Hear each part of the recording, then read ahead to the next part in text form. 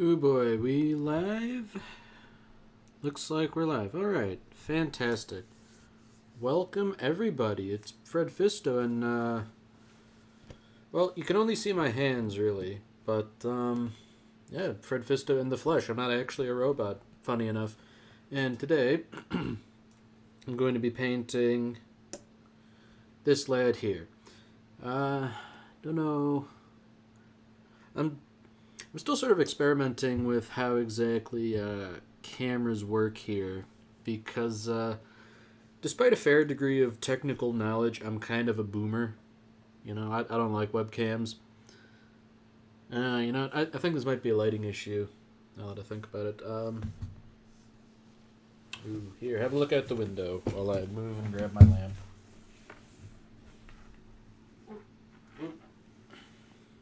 Whoops, might have just doxed myself on stream. I'm going to edit that out of the VOD.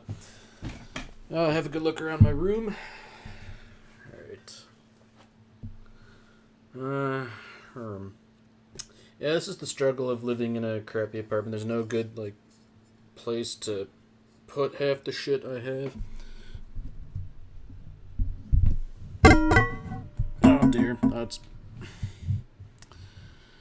that's a little less than ideal. I probably should have done this before going live, but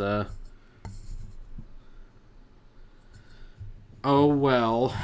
When have I ever done things professionally?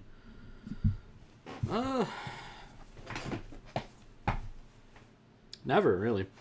Alright, I'll put this guy right here. Let me focus on him. There we go. Right. So, first things first, I've got my little sheet of paper here that's going to serve as a palette. I've got a glass of water that you can't see because it's off screen.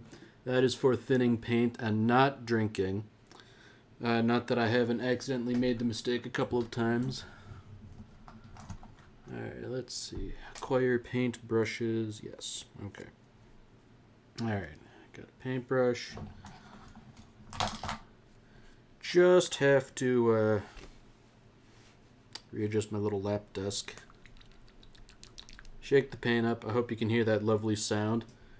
It's actually kind of a gross sound, but no matter. So this lad right here, he is what is called a spirit seer. He is an HQ choice for the Craft World Eldar, and this is all Warhammer 40,000 bullshit because Dusty Ink and I both play this game. And I picked a cool faction. He picked the space elves that are on the verge of going extinct. So,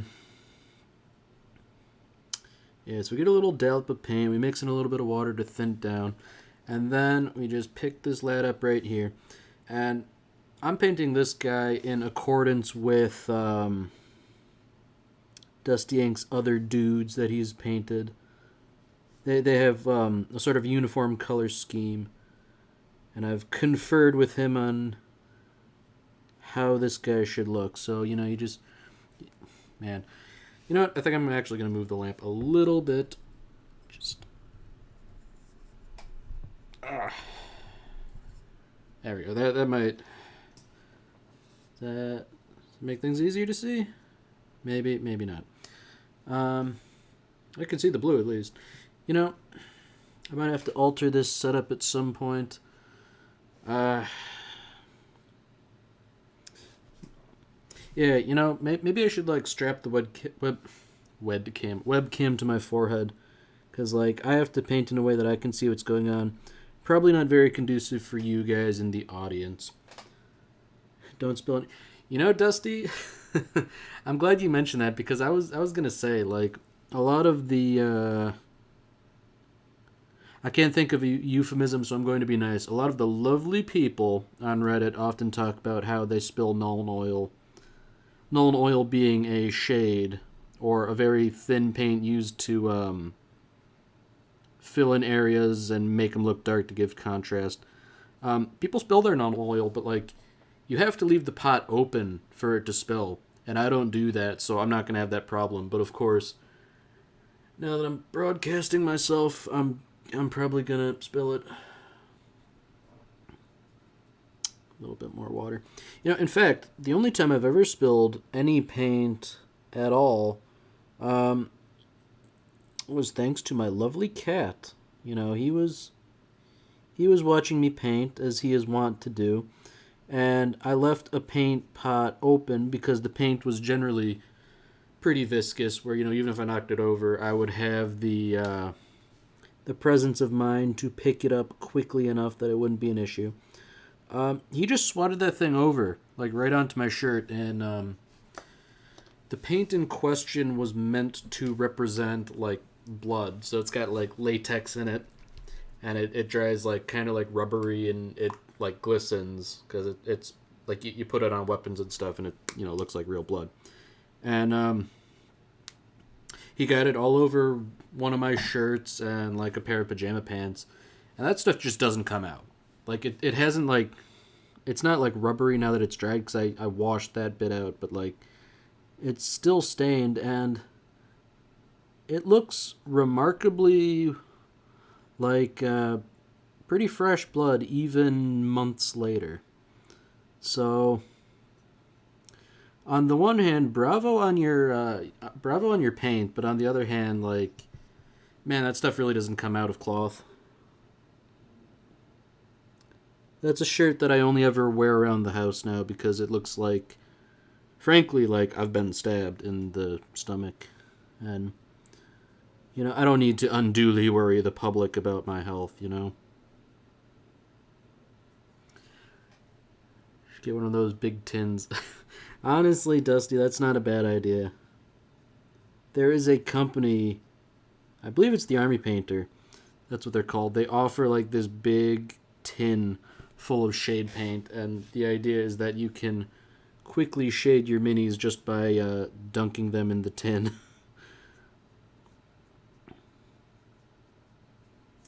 It's a solution to a problem, all right. Although I'm not sure it's, oh dear me, dropped my paintbrush. I'm not sure it's a problem I currently need to fix in my own life. But if you want me to dunk this guy, I can make an exception for you, Dusty, since you are the birthday boy. Apparently that stuff also makes minis borderline indestructible. I've got a hammer and $5 that says you're wrong, but okay. I'm just memeing on you. I think I know what you mean. I think I saw a video where like a guy like went at some minis with like a wire brush, and they were only like moderately scuffed up, which is pretty darn incredible considering these things are made of usually plastic or resin, and only occasionally tougher stuff like metal. Alright, so just sort of blocking out all the bits that are gonna be nice and blue. It's kind of hard to tell when I'm painting it, but there's like a bunch of like little details down right around the crotch of the model that I do not want to get blue paint on. Those are going to be painted another color at a later date. Maybe or maybe not today, depending on how the stream goes, because in addition to being the first stream of its type that I'm doing, it's also the first time I've painted minis in a fair while. And I also smacked my hand rather hard. Oh, the wire brush didn't even get down to the actual paint? Dude, that's crazy. I thought it scuffed it up like a little bit, but maybe not. But, like, I smacked the back of my dominant hand really hard on, like, the pointed, like, corner of a desk. And, like, it hurt like you wouldn't believe. Like, I couldn't flex my hand for, like, a good 15 minutes, so I might be a little sloppy in my painting. I'll try not to be. Alright, so you just want to get this nice, lovely blue color and all the nooks and crannies under the robes. See, this is a beautifully sculpted miniature. It's like there's all kinds of like little details. I don't know how well you can see that with my fingers in the way, but like there's like crests and sigils and things like that. Very nice looking, kind of difficult to paint. But you know what? This is a labor of love right now, so I'm going to do it.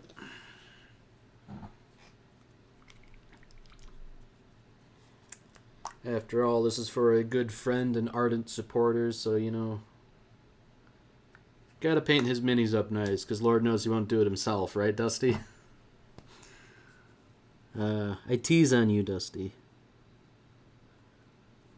You don't have to post a stream of invective in the chat. It was in good fun. Besides, I'm sure you're gonna... Dusty, now you're just lying, dude. You don't paint minis. You say you paint minis.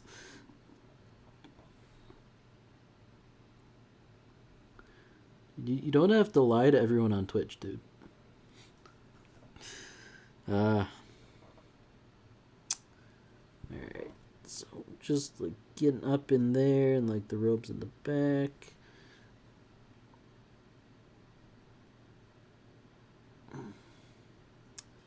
Yeah, probably gonna have to like come back to this guy and give him a second thick coat, or thin coat rather. Excuse me. You know, almost. I think I technically just committed some blasphemy there. You know, you're supposed to thin your paints, paint thin coats on these lads. You know. The idea being, it's better to do multiple thin coats than one thick coat. Thin coats preserve the detail of the sculpt and all that, and you know, you can like, if it doesn't go on clear with one coat, you can do a second coat and make the color stronger. Alright, just gonna paint that little bit of carapace in the back. I assume you'd call it carapace. It's kind of like an armor. Paint these long flowing sleeves.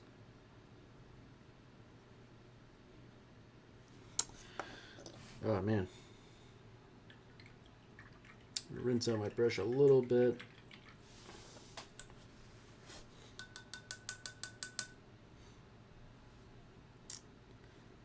Alright. Oh man. A lot of excess paint. Sort of like started to dry on the brush. That's not good. Okay. There we go. Need a little bit more blue.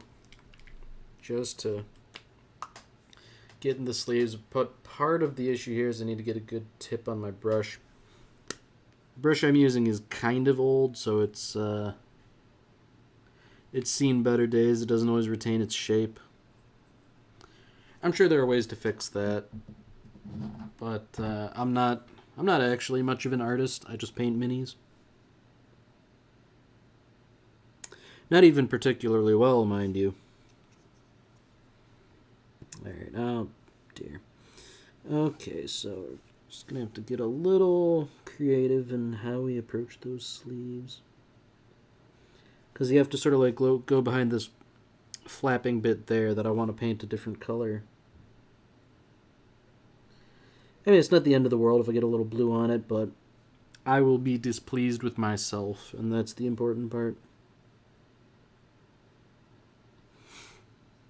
Speaking of being displeased with myself, I don't know why, but my hands have just started shaking something fierce. That's gonna make it harder to paint, that's for sure.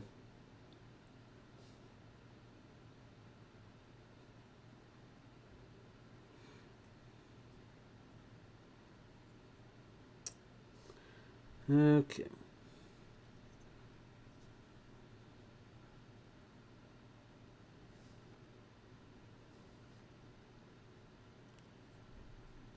Alright, so I think we've basically gotten all the blue painted in. So the color scheme on this lad is basically going to be like blue on the robes, gray on like the helmet and like shoulder pads. The visor is going to be black. this sword is going to be various shades of yellow. It's going to be... You know, I should probably move my hand away from this guy. Yeah, so like head and shoulder pads gray, sword yellow, sort of like a glowing lightning effect kind of thing if I can produce that. Metal bits are going to be like a brass copperish color. And I was thinking these like flowing bits coming off the front of the robe, I was going to do those in like a green color, just for a bit of contrast. Alright, so...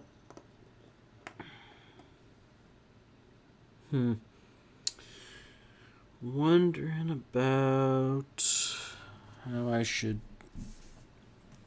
approach the front with all the stuff under the crest.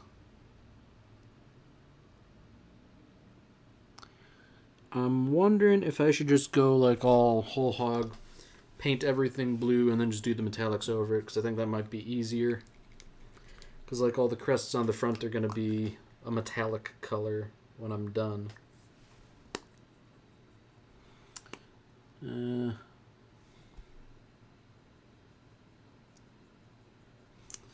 Alright, let's... Oh, no, hold on. A little more stuff I gotta paint blue. That would be insides of the robes. I don't want to worry about the insides too terribly much because it's not all entirely visible. But at the same time, I don't want to leave anything unpainted where it's... Oh, where it can be seen easily. Yeah, okay, I'm just gonna dispense with painting some of this stuff carefully, because it's... might be more trouble than it's worth. Okay, just paint here, the inside of the robes.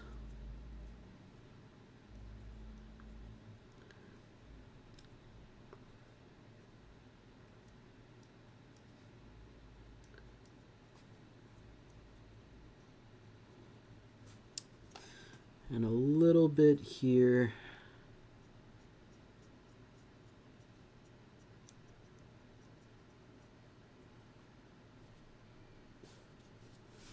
There we go. Fantastic. Looking like a real spirit seer now. Alright, so while that's drying, I think gonna move on to a different color. And the color in question is going to be gray. It occurs to me maybe it would have been a better idea to start with that and then do the blue. But, oh, frankly, the blue covers more, so. Alright, get some gray paint. Now, white and gray paints, like especially like light grays like this, they are a pain. You know, they're normally they normally either go on like thick and chalky or very, very thin and like no real middle ground, you know? Unfortunately, that's a problem with like the materials, you know. You don't want to be using toxic materials in the paints, understandably, so, you know, this is kind of what we have to deal with.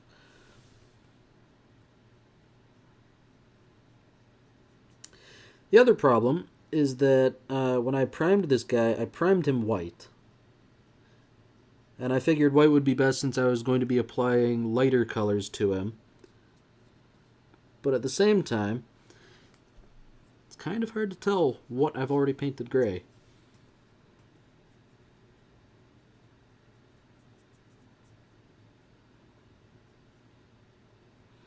So, you know, might give the gray a couple more coats than I normally would, just to ensure that there's good coverage.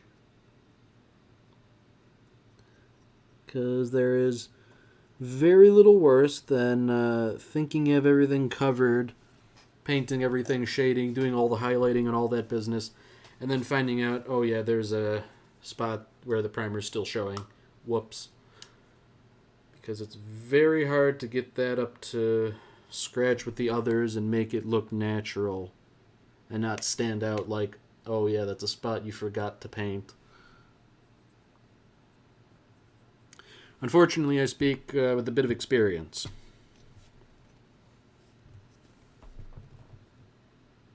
Alright, so I'm going to go back and paint this visor black later. Black covers white pretty well, so I'm not even going to worry about the visor and not painting it. Of course, I'll have to be very worried later when I'm painting it black that I don't stray from the lines. But that is a matter for me a couple hours in the future. And I'm sure I'll hate myself then, but yeah, that's a problem for another Ian. Ooh, you know what? I think I just actually said my real name on stream. That's really great, isn't it? Whoops, doxing myself. Hope you don't mind.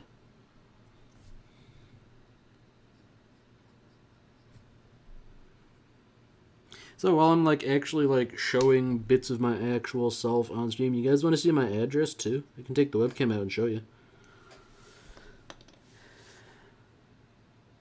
Wait, what'd you miss? What did you miss, Dusty?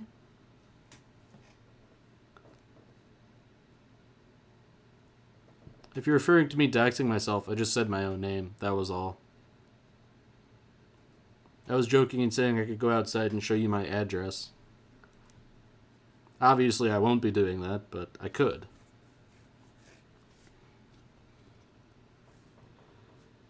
Alright.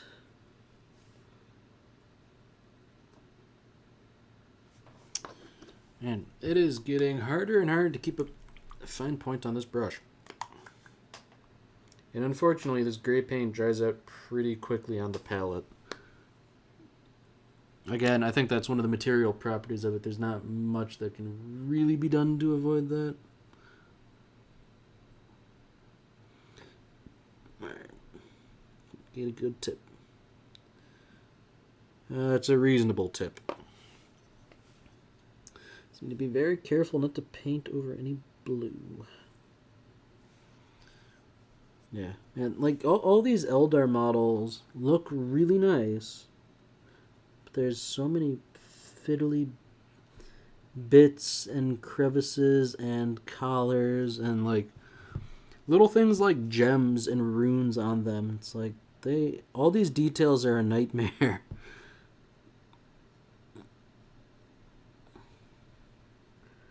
It's one of those things where painting it well is its own reward, but damn and a half.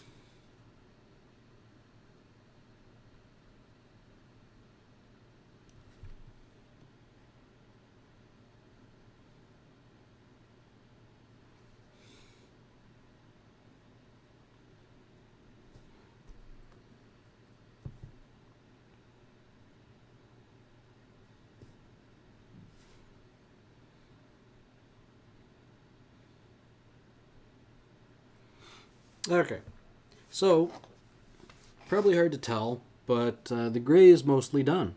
How about that?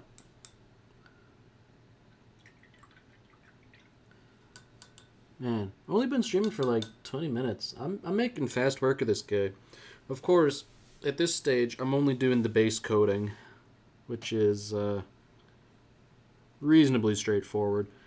Things are going to get messier when I get back into the fine detail work, especially because I want to try something new on the sword. Maybe do a little wet blending. Just because this is a magical space elf sword, so it's you can't just paint it in plain metallics. It has to be glowing and crackling with energy. So thought I'd give a crack at doing that properly. Of course, that involves painting techniques that I'm not especially proficient in. Excuse me while I set my coffee down. So yeah, I've made the big brain move of keeping my paint water in a visually distinct cup from my coffee, so I don't drink it again. There we go. Okay. Next thing I'm going to paint. Oh, I might finish some of the blue. Just can do stuff like the arms and like the front of the torso where the runes are, just because I'm going to be going over those with metallics anyways. Might as well dispense with being careful for now. Well, I say that. I'm still going to be kind of careful, but like I'm not going to pick out all the individual little cubby holes in that rune, just because I don't have the manual dexterity to make that work. I don't think I can get that fine a tip on my paintbrush, and I'm basically working with the smallest one I own. Alright, set that paint pot off to the side, pick up this lead, and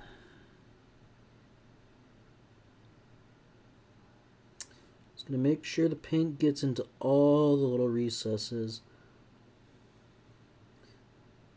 because it doesn't always do that. Paint is tricky sometimes. It likes to play by its own rules.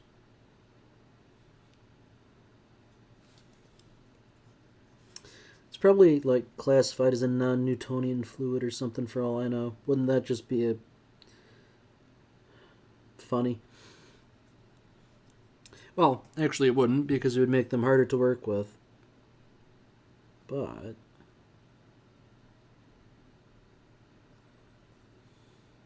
do we have any physicists in the chat? Asking for a friend. Alright. Be very careful not to get any blue on the helmet.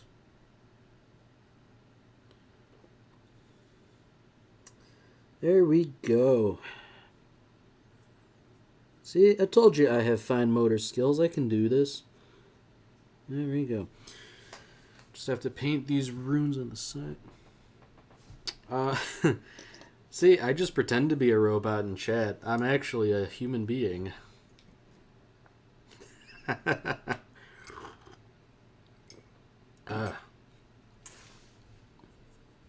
See, I merely have the personality of a robot. It's kind of the truth. Alright. Need a little bit more blue paint. Oh, you know, where are my manners? I should be introducing you to the chat. Criterion X has entered the chat, and he's a really cool guy. Of course, the only other person in chat, I believe, would be Dusty, and you two are well acquainted.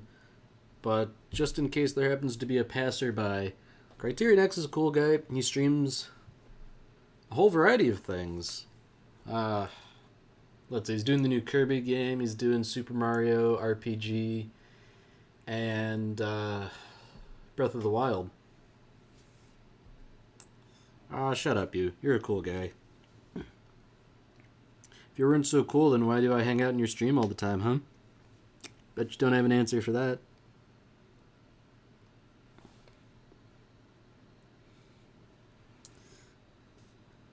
Alright.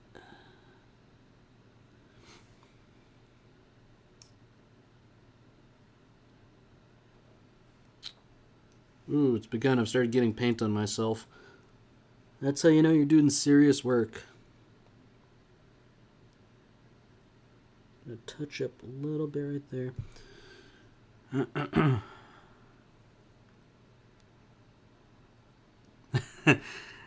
I am programmed for many things, usually painting and drinking coffee.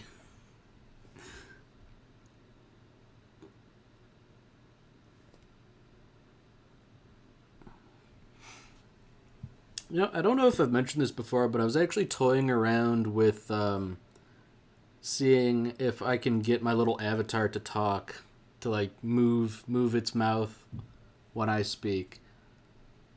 Are you drinking a second cup now? I think I'm on cup number 2 as well, 2 or 3. I don't remember. It's been kind of a dreary day, so there's not much to do besides drink coffee.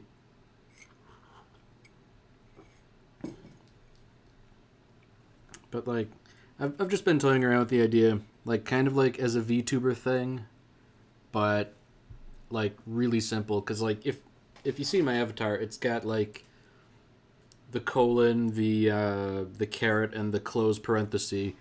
So I would just have it like alternate between a closed parenthesis and a zero when I'm speaking, just so it gives the illusion of a mouth opening and closing.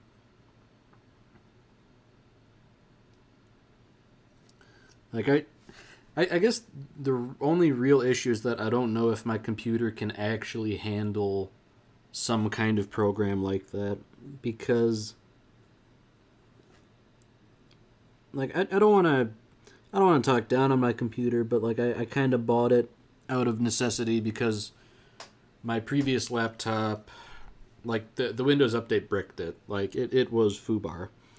So like I bought this computer because I needed it, and it was not like not a budget computer. It was still reasonably expensive, but it doesn't. It's not a powerhouse. Let's put it that way.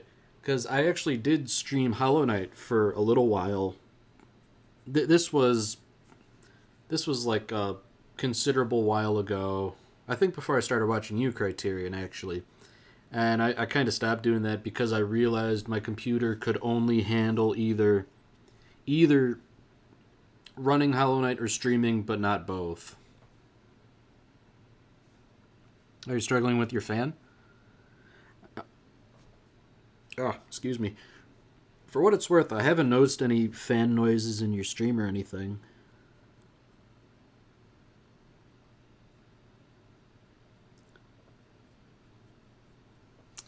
But yeah, like I no matter what I tried to do, I would just drop all kinds of frames. Like I downloaded one of the VODs one time to like look at it, and it was not good at all. It was like a PowerPoint. Mm. Okay, yeah, I think you have a much more sophisticated setup than what I've got going on. Like if you were to see things from where I'm sitting, like I've got this little like lap desk thing, and I've got a webcam that I bought like taped onto the side of it. And then I've got like my laptop on an actual desk and a microphone and then like a light shining right in my face, and that's how things currently are.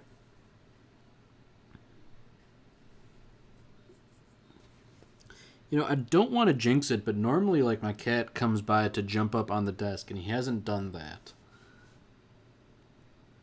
And the only reason I bring it up is because it would be absolutely apocalyptic if he did. He would, just by virtue of being a huge cat, start knocking things over.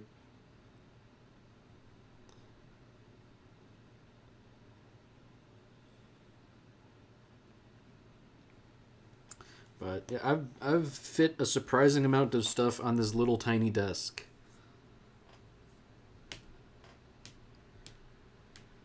But yeah, like noise gates and stuff. I think that's a little bit beyond me, especially if you have like a program that does that. Like I'm familiar with it and how it works, but I think running all that stuff simultaneously would probably nuke my computer. Oh, thank you very much. Thank you. It's my remedial paint skills coming back into play here. You take the paint, you dilute it down a little bit with water, and then you apply it in a couple thin coats, and it comes out pretty nice. But yeah, you have zero idea. Don't we all really? That's kind of one of the things about Warhammer that I really like. Basically a horrific sci-fi future where everybody has access to technology that they absolutely don't understand, and they've sort of resorted to like religious dogma to keep it up and running. It's well, in many ways it's a lot like right now in a really scary kind of way. Like, oh man, I don't know if I've mentioned it before on your stream, but I'm an electrical engineer and I work on like power grid stuff. And there are some substations where it's like Band-Aid fix on top of Band-Aid fix on top of Band-Aid fix on top of super ancient equipment. And yeah. Oh, thank you. Glad you think that's cool. It's definitely interesting, although there are a lot of aspects to it that are kind of a pain. But like there are some days where you look at like the schematic drawings they have for this station that's been in service for longer than your parents have been alive, and you think like, how could they have possibly let it get this bad? Like, we're talking like handwritten notes where it should be like professionally drafted. It's like, oh boy, that's scary. Oh man.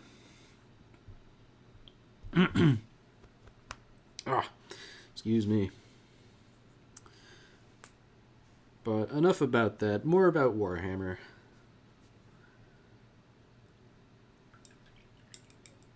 I don't know. I assume. Well, from what I know, most of you guys probably don't know very much about Warhammer. Unless you do, in which case we can talk about the finer points of all the cool stuff. But this guy right here is from a faction called the Craft World Eldar. And they're basically space elves.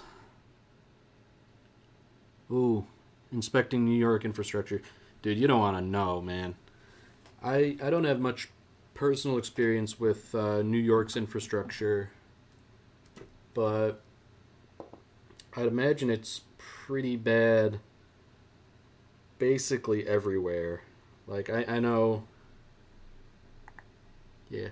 Oh, yeah, no, Warhammer is prohibitively expensive, and that's why at every opportunity I either hit up a friendly Eastern European or I go to the hardware store and buy silicon rubber. And probably can't talk about it too much because Games Workshop doesn't like it, but like if I can avoid buying from them specifically because they price gouge, then I do it. I actually get this guy from. Oh no, you like I say that as a bit euphemistically, but there are a lot of people, especially out of Eastern Europe, who their whole operation is they buy one copy of a miniature, they cast it, and then they recast it and sell duplicates at like a tenth the price, you know.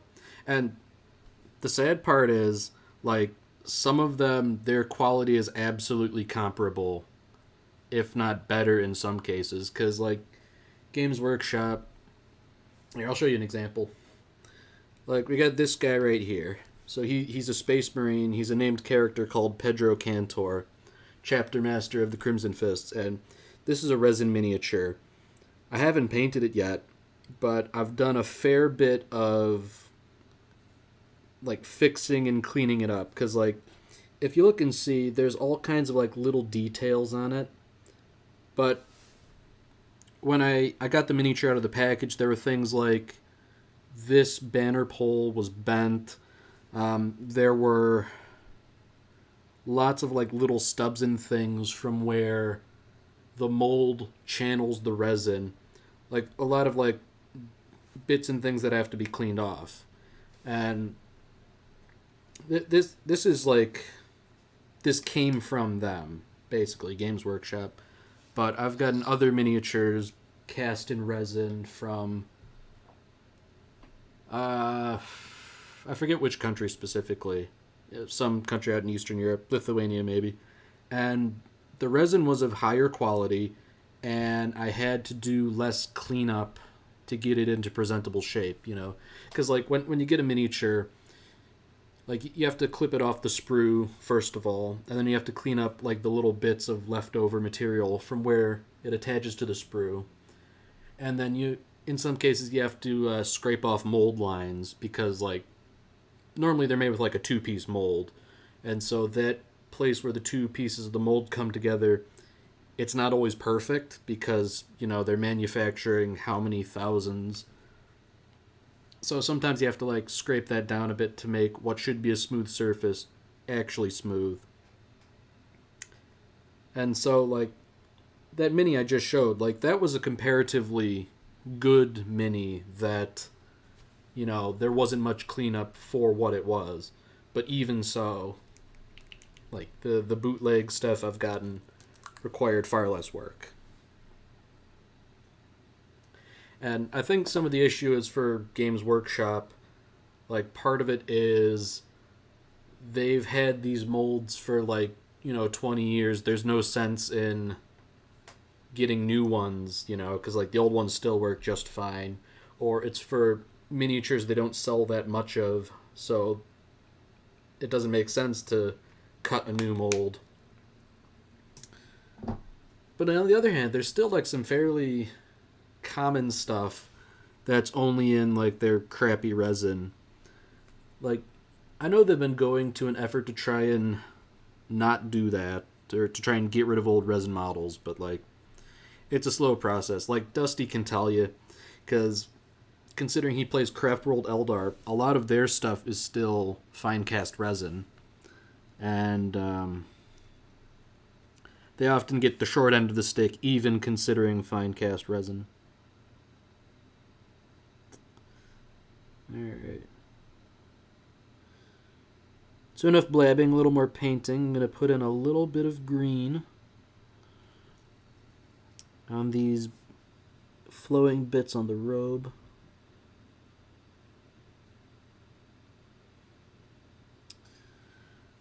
I have to run to a meeting, but I'll try to be back. Love your style, Freddy. Killing it. Well, thank you very much, Criterion. It was great to have you in chat. Hopefully I'll see you again soon. Have a good meeting.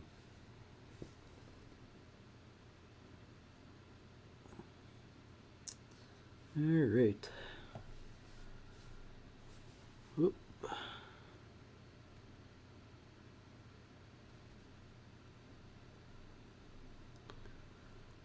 Okay, and look at that. I didn't even get any green on the blue. How about that? Although now that I say that, I'm going to have to sort of like reach down through the arm. And, ooh, it's a bit tight for my liking, but oh well.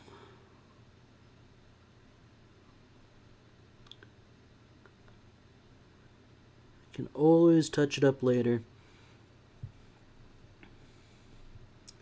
You kind of have to take the Bob Ross approach to painting miniatures. No mistakes, only happy accidents. And, you might have to fix those happy accidents, but it could be worse. The mini's not ruined. Barring some absolutely horrific painting incident. Oh. It looks like somebody's calling me, so I will just very quickly put you on an intermission. Be right back, guys.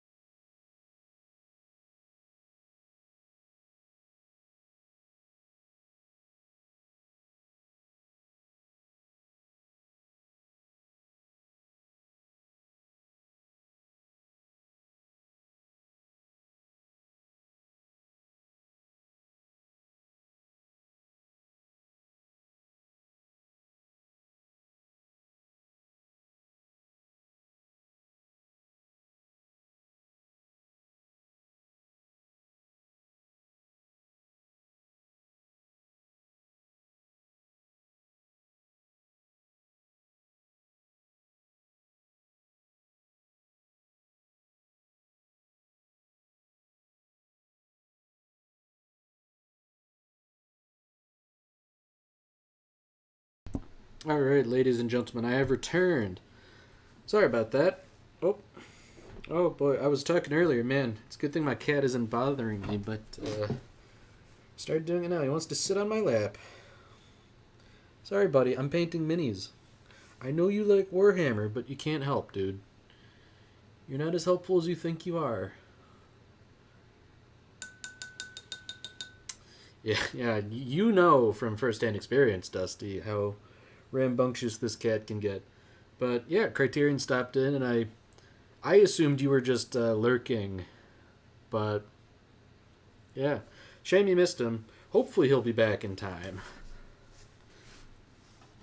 But yeah, so how's this look so far, Dusty?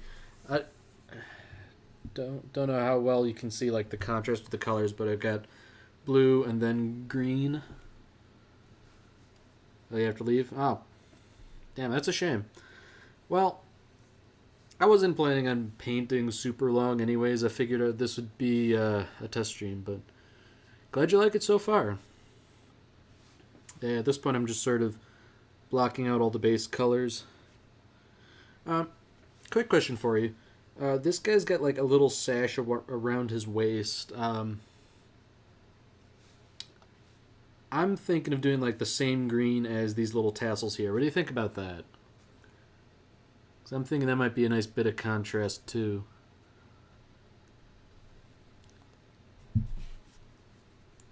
Oh, my cat's investigating my coffee. Look at that big beast. Oh, he wants some of the paint water too. Alright, yeah. Oh, no, get out of there. No coffee. Little rat was actually trying to drink some of it. Can't be sharing with him. Look, I love you, Boo Boo, but I'm not going to give you any coffee. You don't need it. Ah. Yeah, so green for the thing. Sounds good.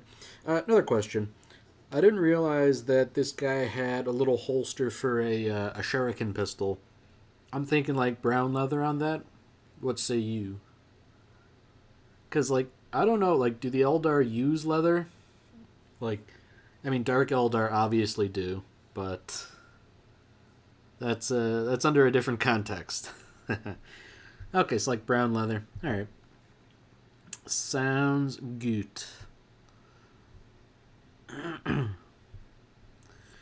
Alright, yeah, so I'm probably going to do like the base color on the base color on the sword, the base color on all this stuff before heading back and starting to do highlights and stuff. Oh man, I don't like the look in my cat's eye right now. Like he's watching the paintbrush. Because another thing he likes to do is he likes to steal my paintbrushes and chew on them. He's eyeing my paintbrush right now, man. Oh man, I know you're thinking evil thoughts right now, cat. You better watch yourself. Don't bite the hand that feeds you.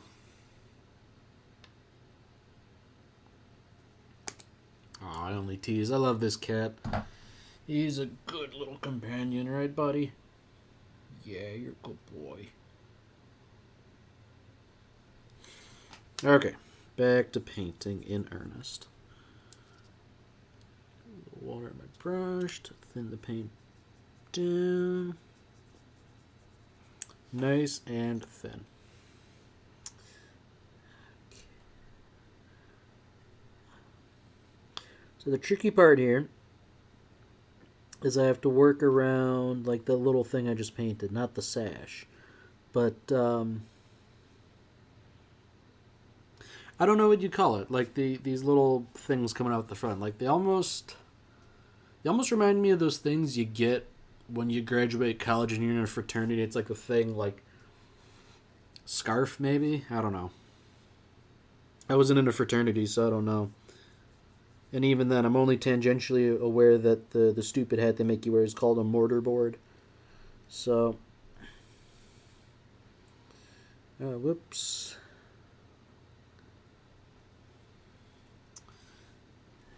Got to be careful.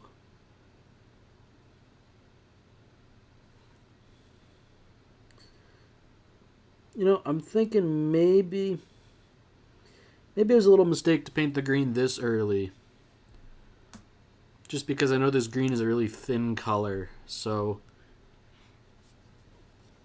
I might have been wiser to have painted it later.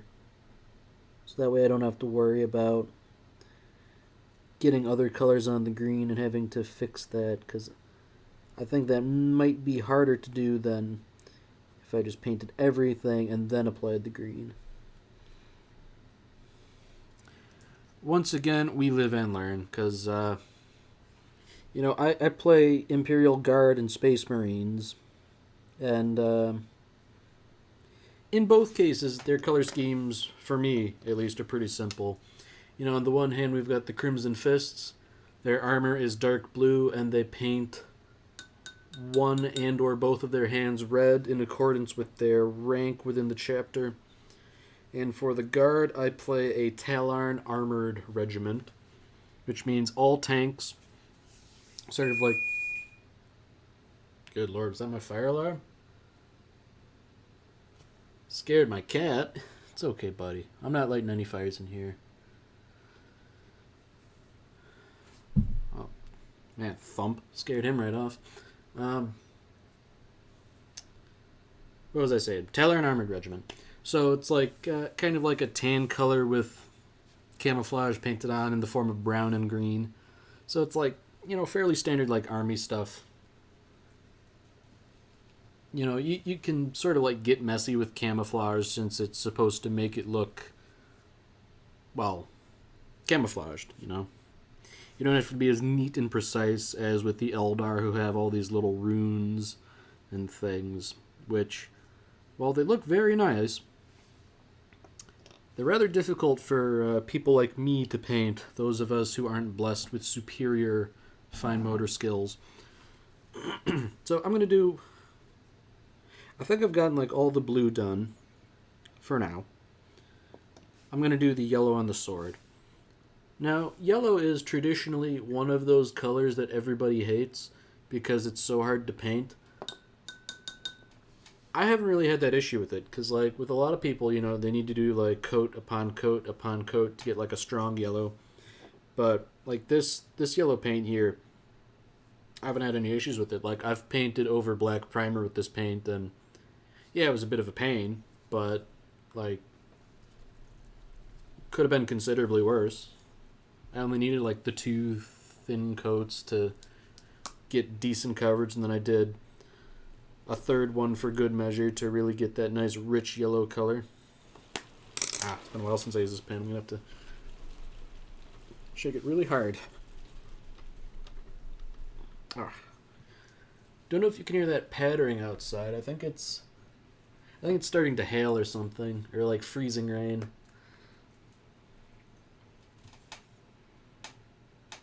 Oh dear, looks like this paint might be starting to dry out.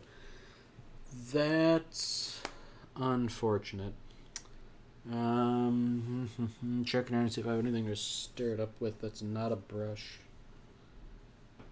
It's generally not good practice with these brushes to fully submerge them in paint, because it ruins the bristles if the paint gets into the ferrule. I don't have like a toothpick or something on hand. Damn. Yeah, crap. This paint might be drying out. I might have just enough to come up with a reasonable fix. Oh my god, it's... Alright, you're not breaking rules here. I'm just gonna stir that up a bit. Oh, that might have been a mistake. So the paint's not dry, it's just super thick. Probably the prelude to drying out. Look at that. Good thinking on my part, huh? Yeah, I'm sorry, brush. It was the only way. I'm gonna give this a deep cleaning later. Kids, do not try that at home. You'll ruin your paintbrush.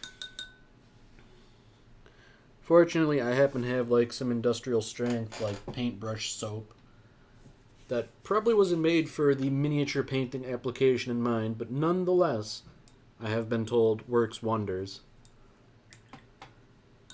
I haven't used it yet because I haven't really done any miniature painting since I bought it. But if the man at the art store was to be believed, then it's basically uh, like all that you could want from a solvent to get rid of paint, basically. Alright. Get a bit more yellow paint from the pot. There we go. My paint water has basically turned like the color of, well, I was going to say the color of Mountain Dew, but that's more of a fluorescent green. This is like a yucky yellow green. Ah, excuse me. Not something I would like to drink in either case. Alright, so this is pretty straightforward at least. Just apply the yellow. Maybe I thinned it out a bit too much. Yeah, it's looking like I did. Oh, well, that's alright. We can always apply more layers. You cannot subtract layers. That is the key thing to take away here. So, you know, if somebody puts a gun to your head and says, would you rather paint in one thick layer or multiple thin layers? Always go for the thin layers. You know, I realize at this point I'm basically just like regurgitating painting memes from Duncan Rhodes. I don't know if you guys know about him, but he was sort of like one of the in-house painters for Games Workshop. He would do videos painting their miniatures, showing the approved methods with the approved products and all that. And he was sort of like the progenitor of the always apply two thin coats meme. He's off doing his own thing now, painting his own stuff. And from what I understand, he's pretty darn successful at it, which is, you know, good on him, because he's a really nice guy. Does some wonderful painting tutorials. Right, okay, so we got that yellow. It actually might be a good thing for the yellow to be going on a little uneven here, because if you take a peek at the blade, like it's... What am I doing? Hold on. If you take a peek at... Here, I'll show you this. The artwork, the official artwork, it might be hard to tell, but like the blade has like a shimmering quality. I think maybe putting on like an uneven coat that dries sort of unevenly might work in my benefit towards producing an effect like that later. So, it's like I was saying earlier, you know, the Bob Ross approach. There are no mistakes. There are only happy accidents. And this might be the happiest accident I've had thus far. So how about that? Next, I'm going to grab the brown paint. A little dark brown for the holster. And holster and maybe the boots as well. Because this guy, he's got like little boots. I think I'm going to paint those brown. I was thinking either brown or black, but I'm thinking brown's a good choice because like it's dark enough to contrast well with the blue. Save the black for the visor where it'll be really high contrast because that'll look striking.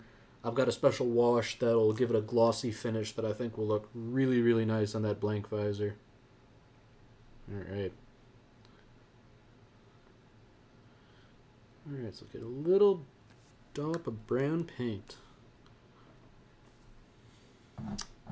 Put that down here on my palette. Get a little bit of water. I'm going to have to clean out my paint water. Get some fresh water because it's pretty nasty at this point. I don't think that matters so much on this brown paint, but if I was painting something like white or the gray, that would certainly tint it and make it ugly, and that's not something you want. If you're painting colors like white or gray, you want them to be nice and crisp. And Lord knows that's hard enough to do with white paint, even in ideal conditions.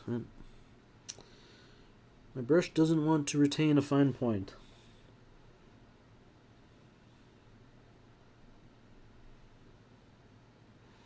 Ah, there we go. Not getting any brown on the blue. Oh, I may have spoken too soon.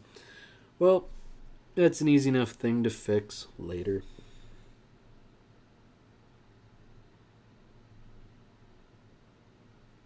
Man, I was going to say I was so proud of myself for painting inside the lines, but then I didn't.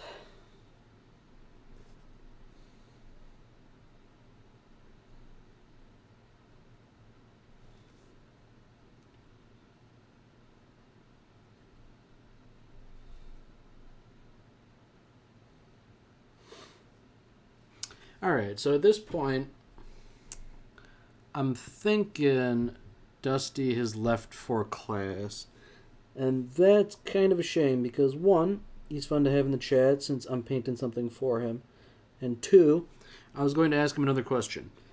But since he's not here, I'm going to have to make an executive decision on my own.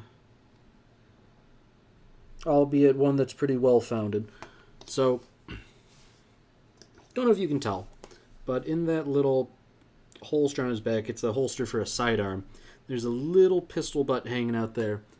I'm going to give that, I think, a nice off-white cream color to it. Are you still here? Okay. Well, hush my mouth, Dusty. Okay, for the pistol butt of the shuriken pistol, I was thinking, like painting it in with Wraith Bone. What do you think about that? Is that lore compliant? Like my idea. See, we're in tune. I know what you like. The only question is, where the hell is my pot of Wraith Bone? Oh, never mind. It's right here. Of course, that's only like a little detail. It's not like a big thing. But, you know what? Might as well do it now.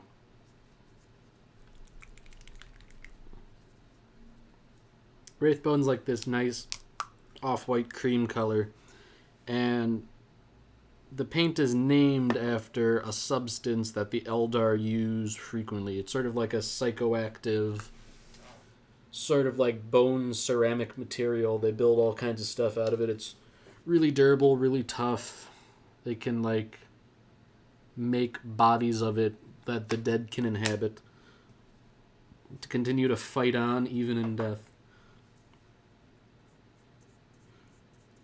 But, you know, a lot of that is lost in it just being the name of a paint. You know, it's just a nice, like, off-white color that's used as, like, the base of, like, if you're painting skeletons or bone, you know, it's like a nice, healthy bone color. And then you can either, like, bleach it, you know, highlight it with white paint to make it appear as, like, bleached bones, or, like, yellow it, like, to make it appear like an aged corpse or something. Like, it's a good base from which you can do all kinds of cool stuff.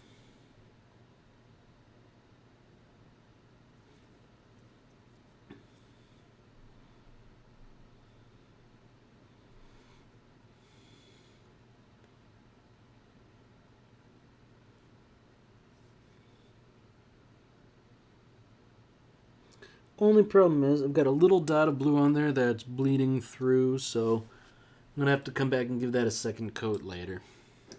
Oh, careful there. Yeah, this guy's a little wobbly for my tastes. Like, some miniatures are just wobbly and it's no good. Other miniatures are, like, real squat and, like, you'd have to work to knock them over, but not this guy. He's probably got a fairly high center of gravity. Doesn't help that he's on a small base either. Although, granted, a lot of Eldar are on this base size, so not much that can be done there, unless you want to basically ruin everybody's currently existing army.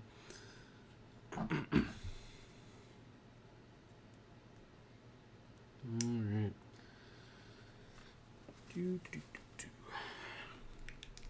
Time to paint the boots, I think. Let's get a bit more brown. See, I got sidetracked by the pistol butt. Back to brown. Yeah, this brown's like, it's like a nice, like, looking at it, it's a very dark brown, but like once you mix in a little bit of water, it's like a nice milk chocolate brown. And then dries a little bit darker, but I don't know. It's interesting. Because it dries a bit darker than its watered down form would suggest, but it's also lighter than, I guess, the raw paint form of it.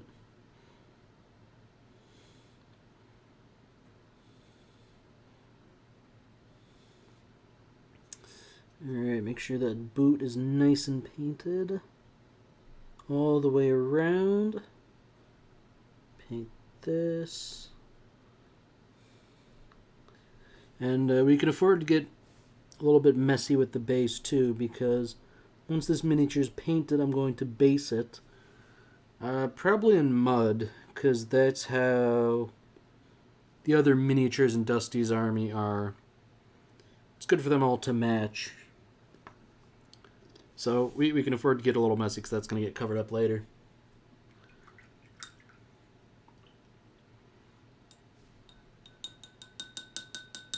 Alright, so at this point, most of the base colors are down, except for the blacks and the metallics. And let me... Okay, yeah, we got some interesting stuff going on.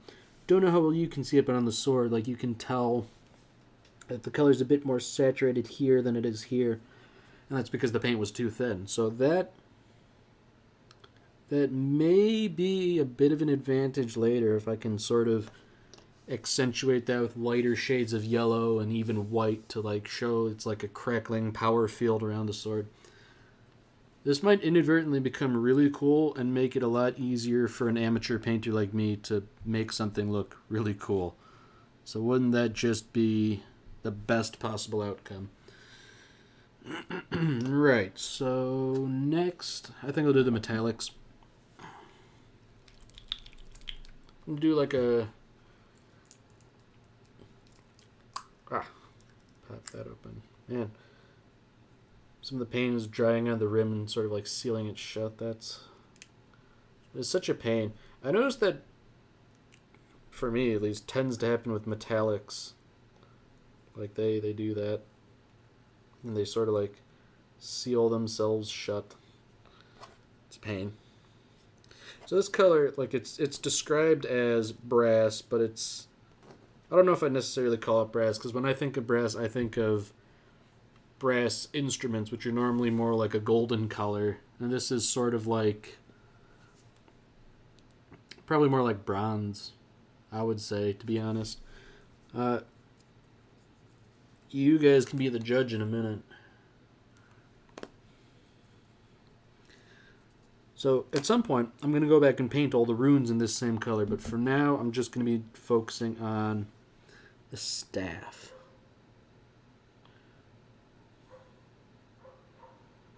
And so I don't know a whole terrible lot about Eldar lore, but I assume this staff sort of represents a staff of office, or a totem of office for this guy. So this guy's called a Spirit Seer. And as I understand it, he sort of like tends to the Wraith Bone constructs that contain the souls of dead Eldar. So in a sense, he's sort of like, maybe not a necromancer, but like he deals with the dead. So I'm thinking that this rune is probably indicative of that in some way. A bit more paint. There we go. Water down just a little bit. Yeah, there we go. But if there's one thing that I really like about the Eldar, it's the visual symbolism of all these runes. Because, like, they put them on everything. They've got them on all their clothes and armor. They just look cool. Like, that's really all there is about it. Like, the big argument is, like, yeah, looks cool. And when you're dealing with something like Warhammer 40,000, like, that's basically the entire purpose. It's like sci-fi stuff that the creators thought was cool that they borrowed from other things. Because I know I know, and I increasingly know since I've started reading the books, that Warhammer basically steals a lot of stuff from Dune. Like the God Emperor, their method of interstellar travel, how they have people that have been specifically genetically modified for hyperspace travel to allow it happening, rather than using computers, because computers that think, sentient computers, that's been outlawed and it's considered heresy. So, there's like all kinds of advanced technology mixed with religious dogmatism in regards to, like, yeah, this stuff's heresy, so we're just not doing it. And, like, Warhammer also borrows liberally from things like Starship Troopers, average everyday soldiers against space bugs. It also borrows from Judge Dredd, like the hive worlds in Warhammer compared to the mega cities in Judge Dredd. And Judge Dredd, the judges are basically the Adeptus Arbites in Warhammer. The law enforcement and all that. What else do they borrow from? Probably a bit of Star Wars, like space wizards and all that stuff. They borrow a fair bit from real life stuff too. Like some chapters of Space Marines are based off of like the Mongol hordes of way back when Genghis Khan roamed the earth, and some chapters are based off of the Polish winged hussars, who famously dunked on the Turks pretty hard at the Battle of Vienna. All kinds of good stuff. Alright, what? I think I'm going to go back and try and paint that sash a little bit. Let's get a bit more green. It's a little risky, but I'm going to try it.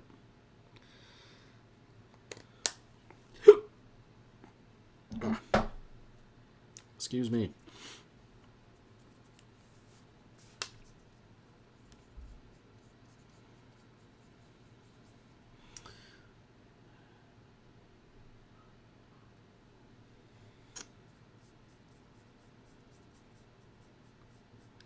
Alright, got that nice and thinned down. I just gotta carefully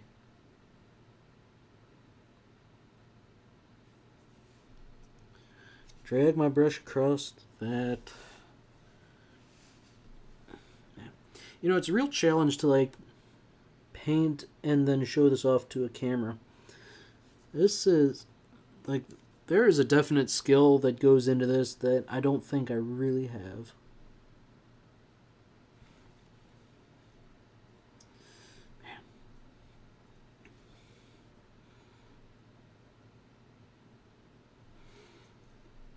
Man, the more I do it, the more I really realize that, like, streaming is an acquired set of skills. Skills that I don't necessarily possess, man. Like, it's crazy. Especially because I basically just started, like, streaming for fun. So I thought, like, oh, how hard can it be? Well, simple answer is harder than you think.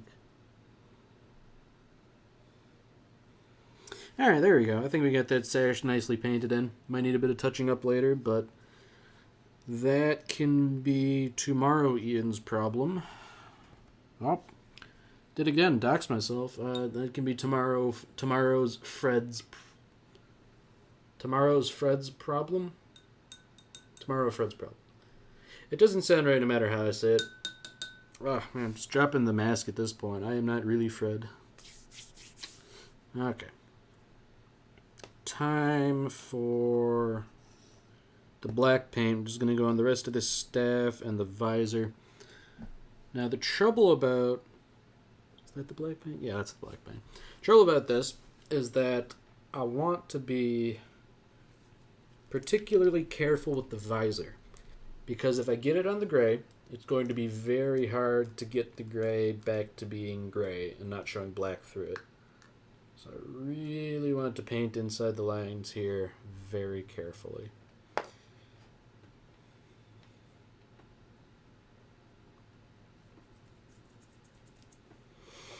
Oh boy.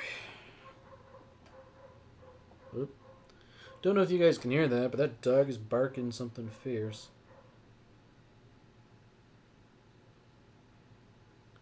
Okay. Little dollop of black paint.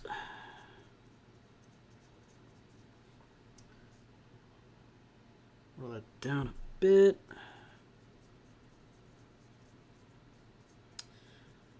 Watered it down too much. That's not going to do. I'm going to have to get a bit more paint.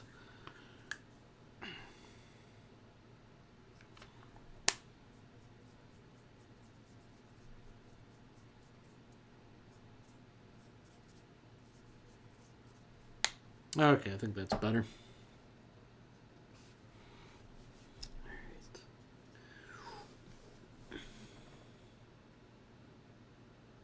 It's still probably a little watery, but that's okay. Can always put on more layers.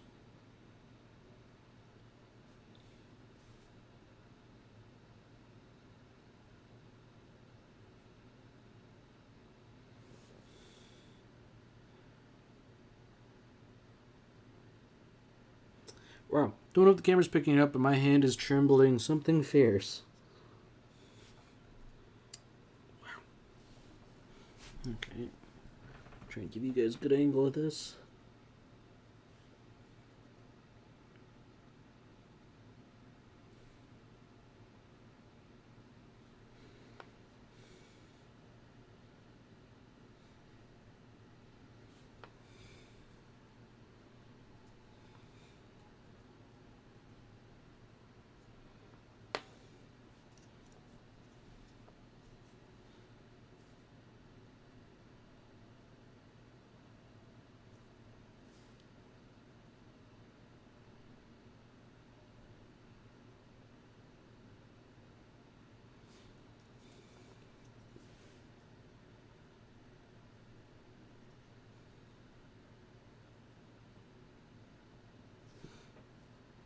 Okay, I did it.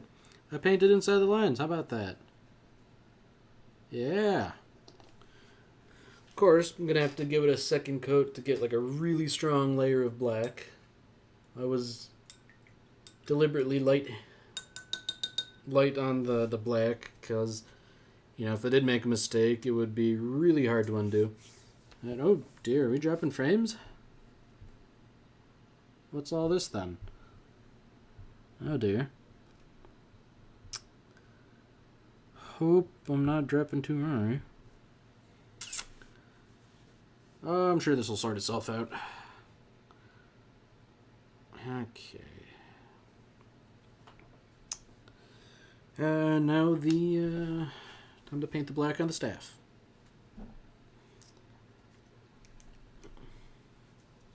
Now again, I'm probably going to have to be pretty darn careful because I'm painting next to areas I've already painted blue. And those are areas that I would like to stay blue. So I'm probably going to fill in those areas first. Get the hard stuff out of the way so I can be sloppy with the rest of it, you know? Okay, let's just...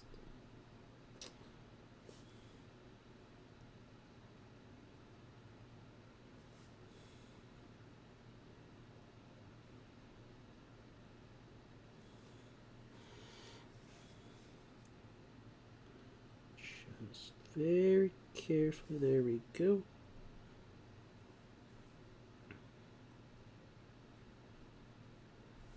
And once again, this is probably gonna require a couple thin coats.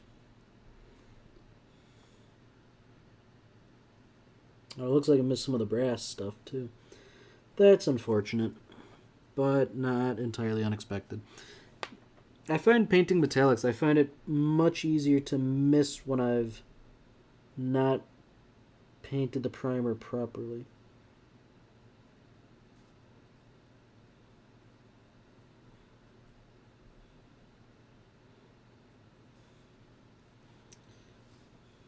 I think that might just be a me problem, you know?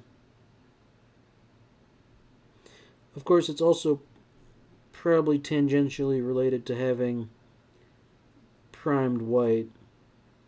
What makes metallic so interesting is that they have little bits of metal in them, so they reflect light. Yeah, I'm going to have to give this staff another coat. But that's okay.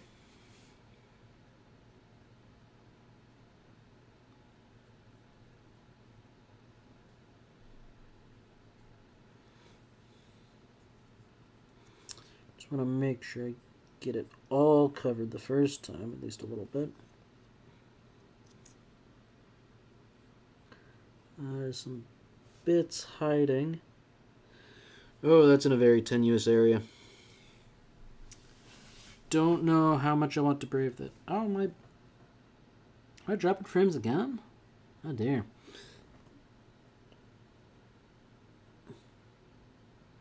Well, bear with me, viewers. I'm not entirely sure why that is, because normally I set things up so that I tend not to drop frames, but I don't know. Maybe I'm overtaxing the internet with all my painting tutorials. I'd appreciate it if somebody would, like, speak up, let me know that, like, things are actually, like, kind of good. Just want to make sure, like, my stream isn't totally going to shit.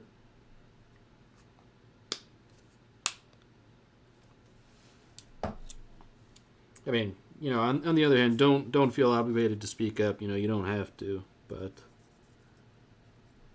if my stream is getting kind of wonky, and I wouldn't mind if you told me. You know, because I want this to be a good viewing experience, you know. You know, as good as it can be considering you're watching some dude paint minis not particularly well. You know, I can't advise you on how to spend your time, but the least I could do is make it a little better.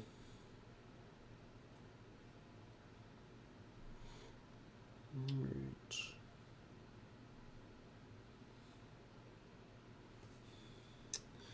Yeah, I'm going to have to sort of sneak in there.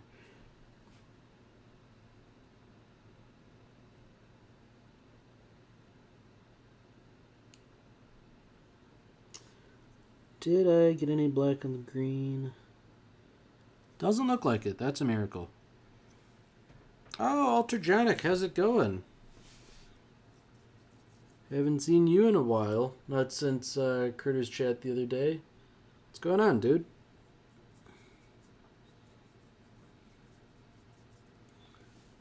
Welcome to my my little painting stream.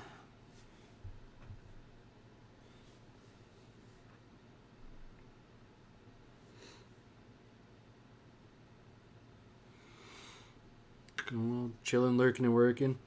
My man, that's the way to do it. Lurking while working. I definitely appreciate it. Oh boy, can't see, only audio. Oh, that's okay. If I'm being honest, you're probably not missing too terribly much. This is the first time I've used a webcam. Setup's probably a little subpar. I'm still sort of ironing out the bugs. I think it's reasonably well considering, but the audio is definitely better.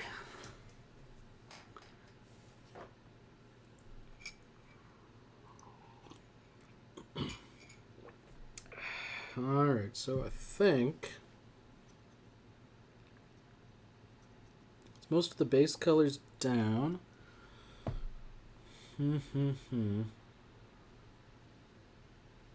Oh, there's one little thing I missed in the back. There's like a little... I don't know, it's like that thing there above the holster. I don't know what it is, but taking all the great advice I've heard in my life over the past quarter century or so... What a great... Oh dear, does it still say Spelunky stream? Oh. Picats, yup. Oh, thank you for letting me know if that's the case, because it should say this is an art stream. Oh. I am going to have words on this stream. That That peeves me off because I very deliberately edited the stream. What the fuck? Oh. Oh, boy. Painting Minis Edition. I specifically changed all this stuff before I went live. This is... Oh my gosh. I am going to be a little upset with myself. Okay. Let me know if that's now changed back to what it should be. Oh my gosh, no. Ugh.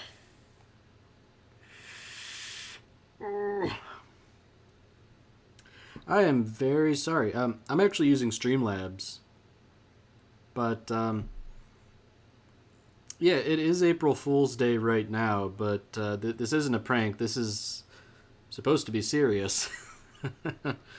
Oh, dearie me. Well, I guess I have plausible deniability.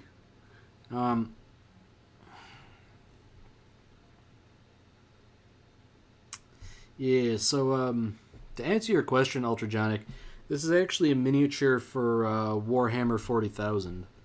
And I'm painting it for my friend Dusty Ink, who you've probably also seen in Criterion's chat. It's a birthday present for him, because his birthday's coming up soon. Man, still not getting over how Twitch just, like, didn't change my stream stuff. Man, this makes me wonder how many streams I've streamed under the wrong category now. Because I changed it the way I always did. And it's... Man.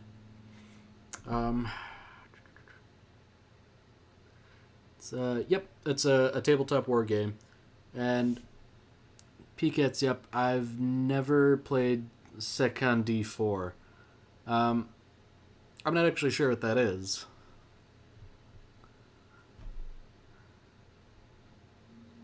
But, yeah, Warhammer, it's a tabletop war game, science fiction, far few... Oh, Secondi's nuts. Well, I guess I walked into that one. Oh. It's funny you mention that, because Dusty pulls that on me all the time.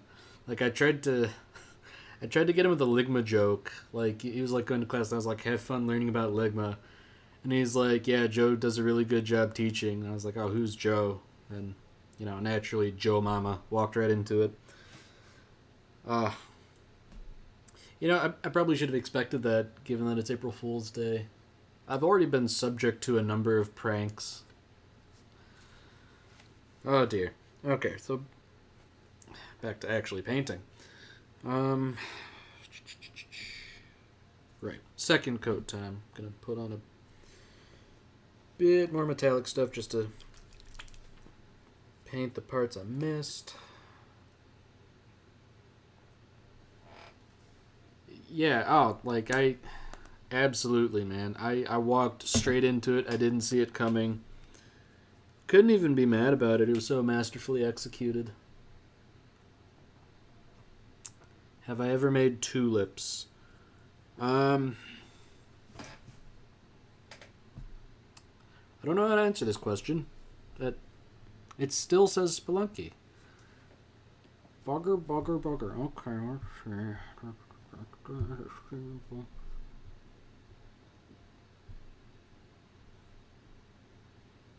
Huh. I do not know it, because I've... Huh.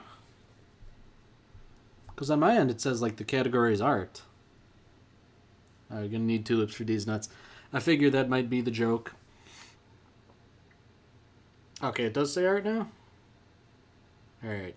You know what? I would not be surprised if there is lag involved.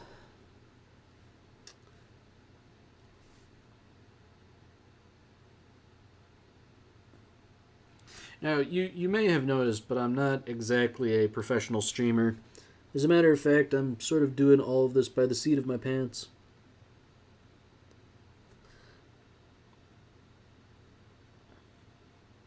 And you know what? All things considered, I think it's going pretty well. But, Yeah, you have my eternal gratitude for letting me know. That, oh dear, looks like we are lagging a little bit. Um, yeah. Oh man, we all start somewhere. That too true. Too true. Oh man, I feel like every day I learn something new that I had been doing apocalyptically wrong. Uh, some music would be good. Yeah, I need to probably need to figure out something like that. Um, if there's one thing I have down, it's the microphone. Um, in the past, well, even currently, I am a musician, but I was in a band and I was sort of Game Chops is copyright free. I'm gonna write that down because I assume that's a website or something that has copyright free music. I will definitely peruse that later. But um, I was in a band, and I was sort of like the de facto recording engineer. So I know at least a little bit about microphones and all that stuff, and how to make them sound decent. Webcams are another thing entirely. However, like if you could see my setup right now, that would add new meanings to the grim darkness of the far future.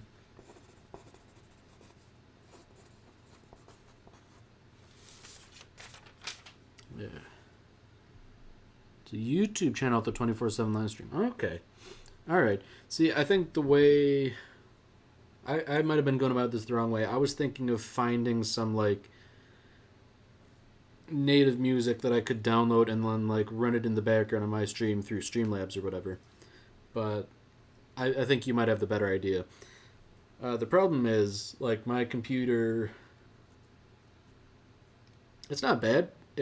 But it does struggle to do too many things at the same time. So I don't know if streaming music would necessarily work. Show us your work. Oh, I would have to do some digging because I think my band played a couple gigs, and there should be video of that somewhere. But like, oh boy, that man, I'm trying to think. Like I was in high school still, so that's like 8 years ago. And I don't think I don't know if you ever performed any of the original material live. So we were sort of in that phase where like you learn other people's songs to start, and then branch out into your own stuff. But we never quite got that far. Partially because the local music scene imploded. Partially because a lot of us were graduating from high school. Partially because the bass player was kind of a jerk. Baby Fred Fisto. Man, you have no idea. Like, ah.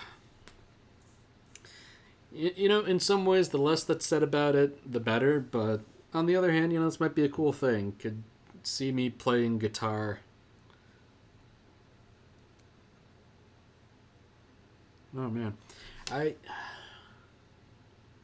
I might actually have to like go back to my parents' house and look for like the CDs or whatever, because I know it might be on YouTube still, because I know somebody else took video of it. But I know I definitely have a physical copy of it somewhere. Ah, man, I'm gonna have to dig that up.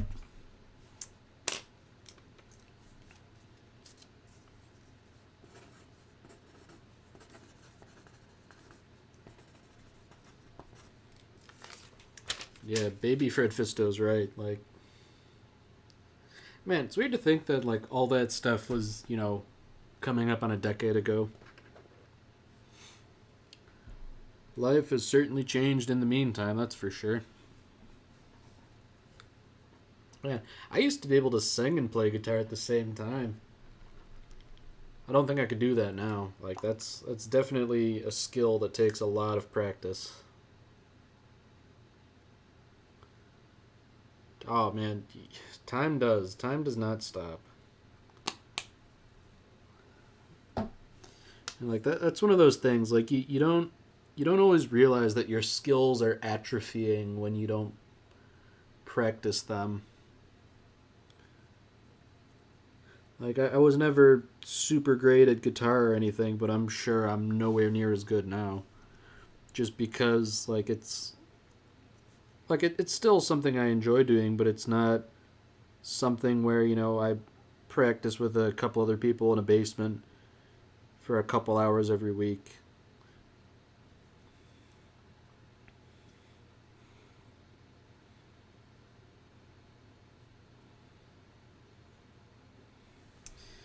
I never mastered playing anything but chords and singing.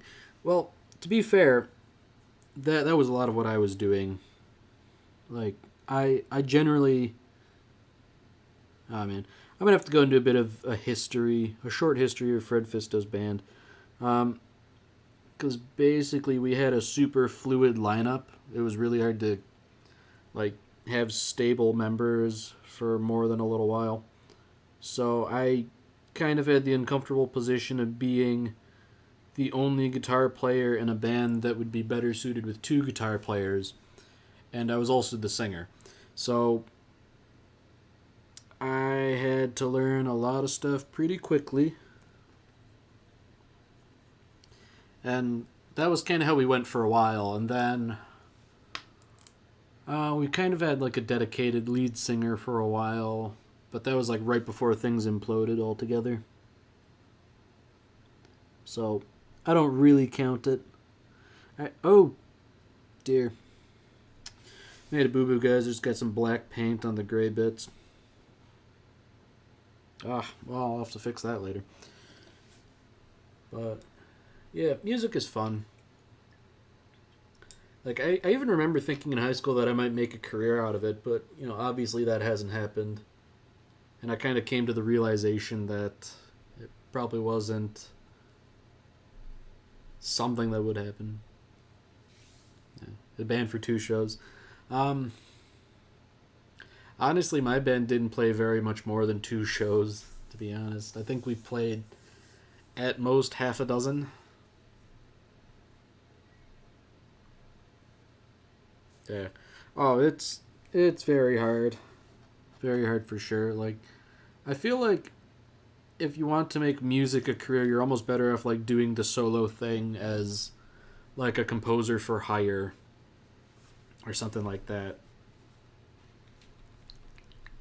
All right, I'm gonna touch up the gray since I got it dirty. But yeah, I couldn't imagine like having a career in music as a band, especially with the dynamics of my band. Like it's asking for trouble.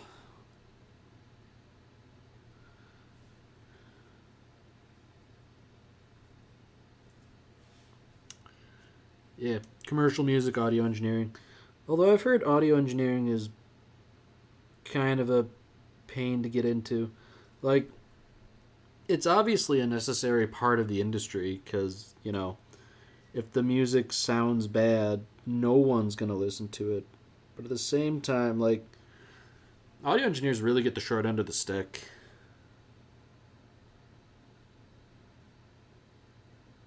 Some of that's um, like diva artists who, they look at you like you're the help, which in a sense you are. You're there to help record, but, sometimes they act like you're a miracle worker, which you're not. It's all very complex.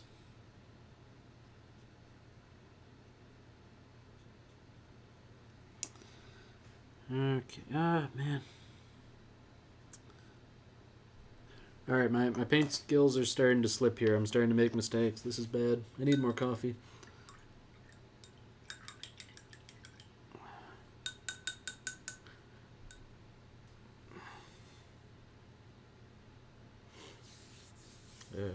Yeah, there was a while where I listened to a guy on YouTube. I forget his name, but he was like an audio engineer and he was like teaching stuff for free. Really informative stuff. Like, A lot of it had to do with microphone placement and things like that on drums and guitar amplifiers. Like he made a really interesting case about how a lot of like industry standard stuff is kind of bad, because like a lot of I think his domain was specifically heavy metal.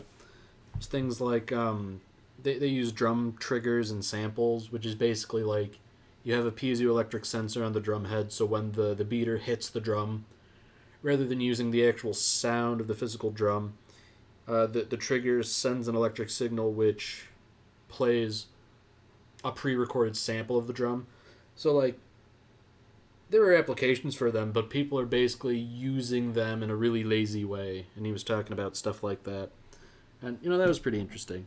And he also talked about microphone placement because, some people use what are called virtual amplifiers, which are basically like software that emulate a physical guitar amplifier.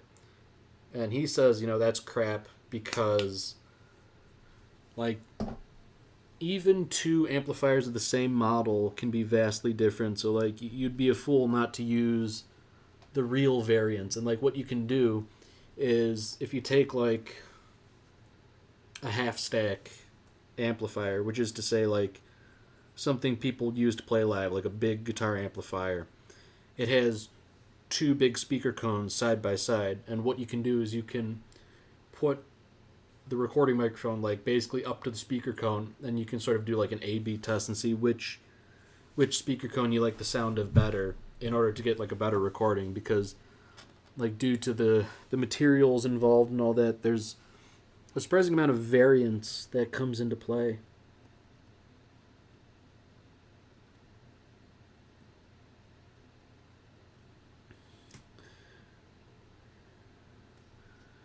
All right.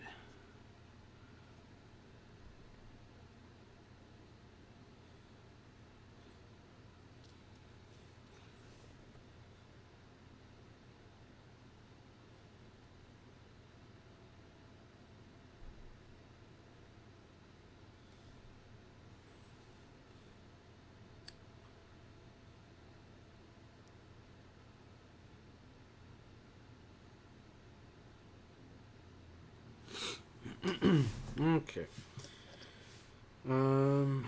Just need to do that little pouch in the back, I think.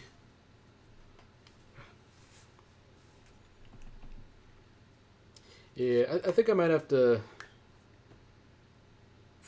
rethink this little setup I've got. Maybe go back to the drawing board, think up something else. Because, like, there's got to be, like, a better way to mount this webcam than what I've got, but for the life of me, I don't know if I have like the space or the equipment to do it. Like, I don't know. It's like I'm not big on like using webcams. I'm not really interested in like showing my face or anything, but just like showing you guys what I'm painting.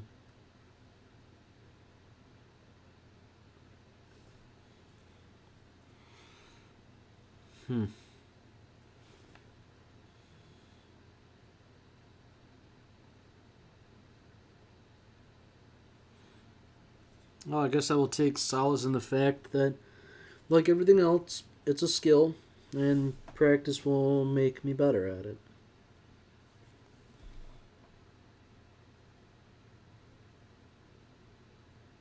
We just have to take little steps at improving wherever we can.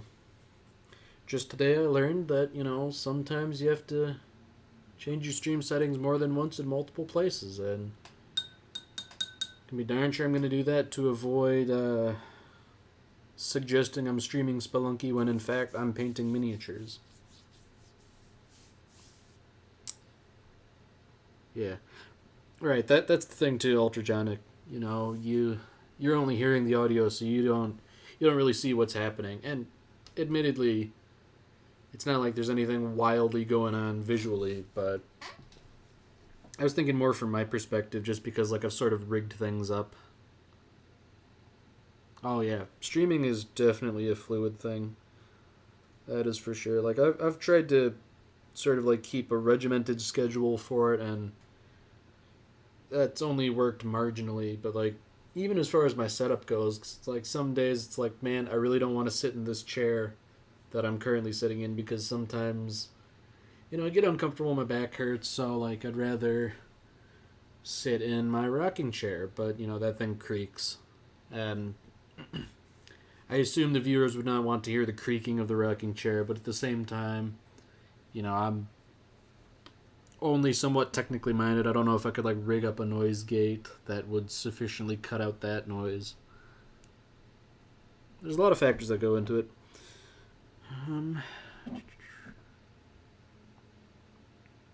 Yeah. Oh yeah. No, it's definitely better to have, like something tolerable and to like what you're doing, rather than wait until you find the perfect setup. Totally agree with you on that. Like if I waited to have the perfect setup before I started streaming, I would never ever get around to streaming. And for all the difficulties I have with it, I definitely like streaming. It's fun. So, subpar setup aside, could be worse. Oh, Streamlabs should have stuff. Oh, that's interesting. I'll have to poke around, because for as long as I've used Streamlabs, I haven't really dug into it that much, so I might have to explore that later. Thank you very much for the tip. Greatly appreciate that. Ugh. Yellow paint is getting everywhere. Little bits of dried paint. That I'm gonna have to vacuum that up later.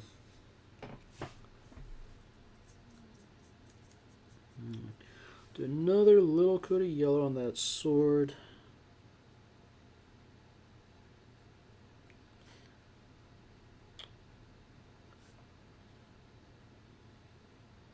Oop. It would help if I painted in front of the camera. There we go.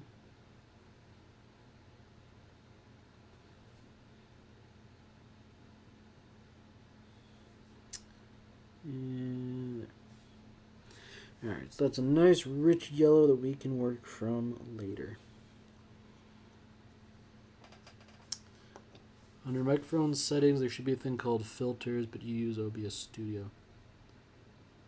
Okay, so OBS Studio is less resource intensive. I might have to transition over to that then, because resources has been like the big issue for me. Because I know you've been streaming Hollow Knight, at least in the recent past. I took a crack at streaming Hollow Knight, oh gosh, months ago. And I had to stop doing it because my computer literally could not stream in any reasonable way and run Hollow Knight at the same time. And if you're saying Streamlabs is more resource intensive, I'm thinking Streamlabs was the problem then. I might have to do some big thinking, put on my thinking cap.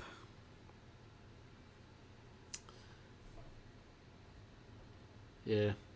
Yeah, like that's the thing. Like the games I do stream, they tend to be pretty simple games, like I've done Stardew Valley in the past. As you all can see, Spelunky I've done. I've emulated games, like old GBA or SNES games, which are pretty small. They don't take up a lot resource-wise. So, like, I think Hollow Knight was the biggest thing I've run, and that really didn't run very well. Yeah. Unfortunately, a new PC is not in the cards these days. But, yeah, it could be worse.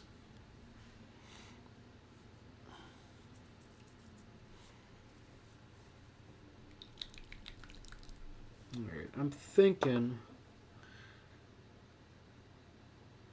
time to do... Actually, Dusty's not here for me to ask what he wants, but I'm going to lean on my... Hopefully get there. Oh yeah, thank you very much, Ultrajonic. Yeah, it ultimately may not make a difference, but couldn't hurt, you know. Every little bit helps. And you know, ultimately, like I don't know if I would even go down the route of like getting like a big, ultra powerful PC just to like stream Hollow Knight, because like thinking of the games I have, I think that's like the biggest one. Like I tend to play a lot of like roguelikes and stuff, like small things. So personally, I think a bigger computer would be wasted on me.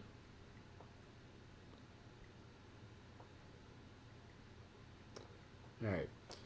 So, since Dusty's not here and I can't ask him, I think I'm going to rely on a little bit of stuff we talked about before. I'm going to paint a little bit of Wraith Bone on the hilt of the sword. You could get a capture card if I have any consoles. Could do that. Unfortunately, I don't currently have any, actually. Oh man, like I think the last console I had was the PlayStation 3 back, gosh, 15 years ago now? Ish. Oh man. Yeah, like I haven't really kept up with consoles since then.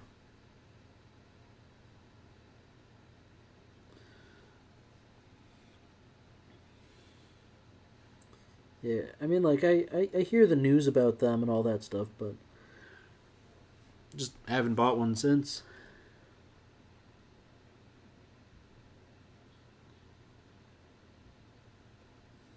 You know, Steam generally has all the games I need, so that's what I stick to.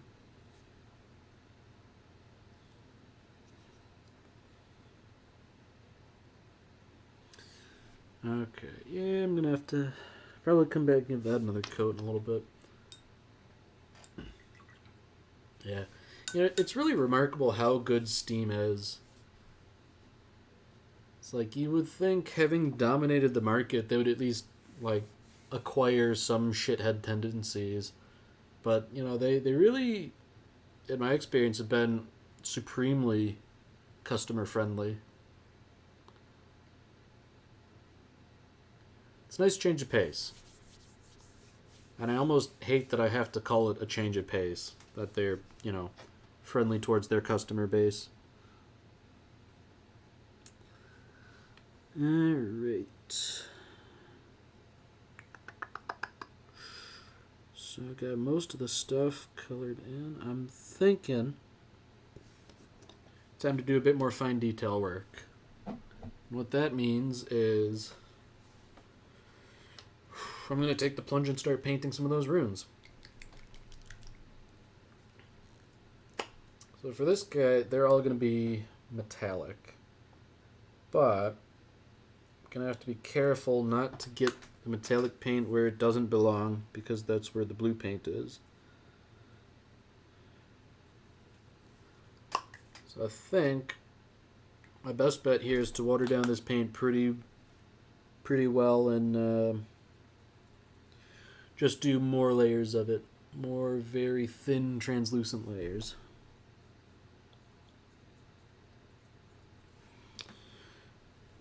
Alright, here we go. Starting with the chest.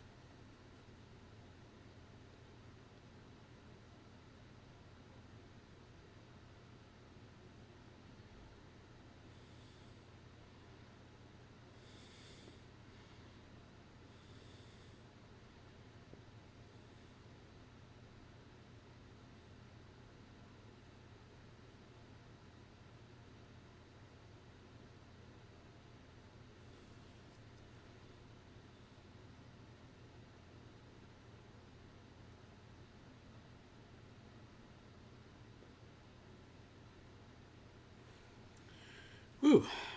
There we go. How's that? How's that look? I'm going to take off and finish up my work day. Been fun talking to you, and I hope to catch up and read your streams. Thank you very much, Ultrajonic. It was good to have you in the chat, too. And if I don't see you on one of my streams, I'm sure I'll see you on one of Critters. See you later, dude. Alright. So about that, we got some of the runes painted in. Let me just... Oh, that doesn't help at all. Maybe if I... There we go. There, we can see that now. Doesn't that look fantastic? You can hardly believe I painted it with my trembling hands. Alright. Yeah, you know, I'm thinking part of the problem with this setup is where I've placed the light. Or where I've placed the minion.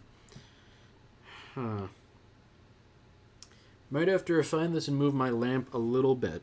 But, you know, that's a problem for a slightly later Fred, I think. Didn't dox myself this time, how about that? Okay. So, just put in a little bit on the runes here.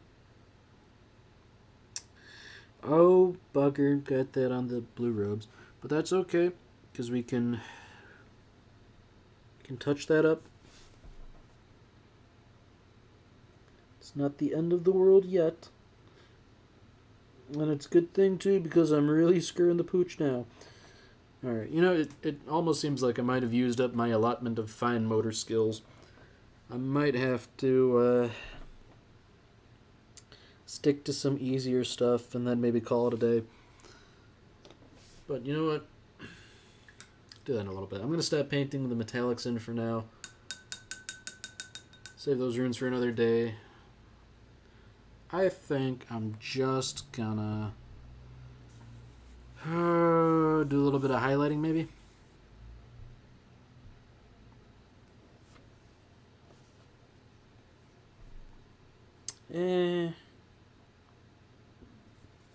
Oh.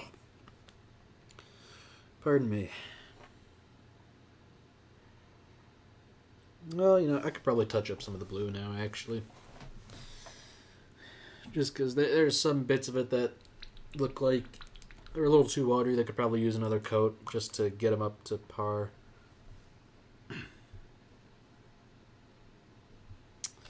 Alright. Probably go for a little bit more, just to make sure some of this stuff looks nice.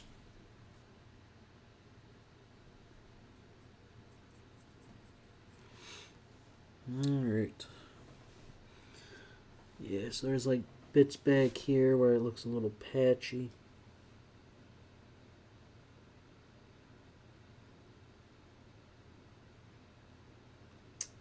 Oh, I've already messed up. Damn it.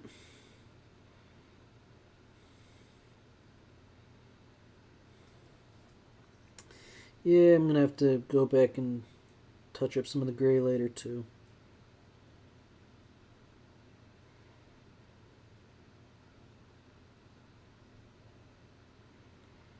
You know what? It was bound to happen. So there are a lot of like little details packed in back here, so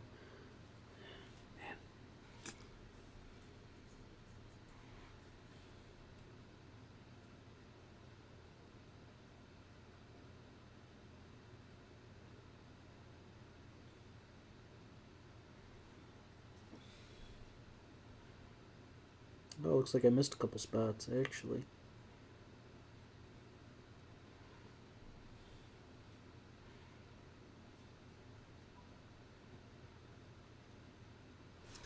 See, there's some of this stuff that I don't want to put any blue paint on. At least no more than I already have, because I'm going to be painting it another color later anyways.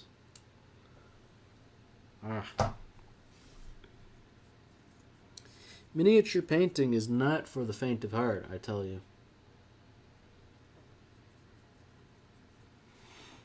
Alright. Okay, so I gotta do a little touch up right here with the brown.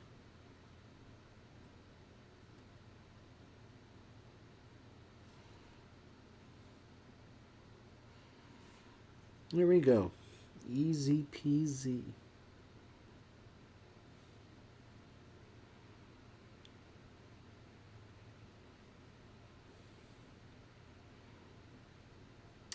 I guess the good thing is that this blue paint is pretty good at covering up both the brown and the metallic that I've gotten everywhere.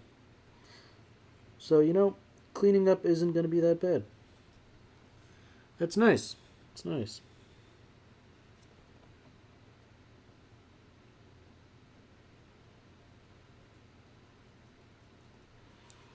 Alright. Man, let's stop and take a look at this guy. He is... There we go. He is really coming along, We've gotten all the base colors blocked out. Started doing some of the detail work. I think once I get a bit more done, I'm gonna, do like some more detail, like highlight some of the creases in the robes so that they really stand out. What else am I gonna do? I'm gonna put like a bit of a glossy wash on the black visor so it's really shiny and reflective. I think that would be cool. Then I'm gonna try something a bit new on the sword, new for me at least, like maybe a little wet blending to really show the spooky magical nature of this guy's sword. If I can achieve it, it'll look pretty darn cool, I'm thinking. For now, though, I'm thinking...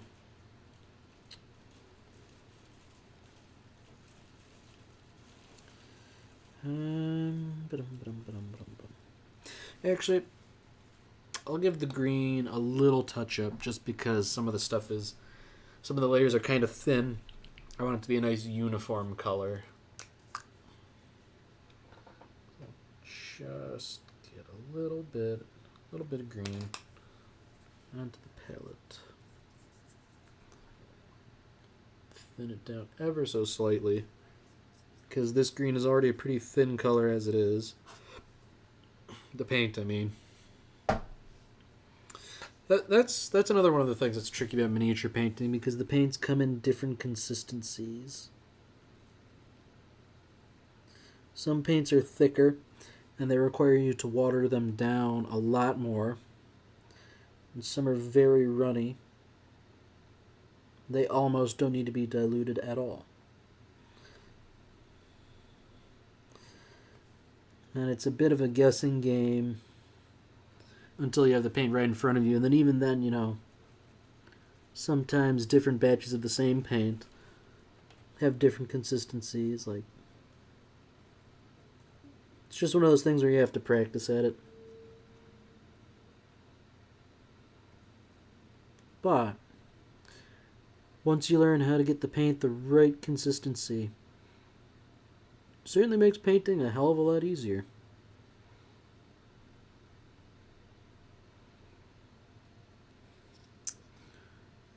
Alright.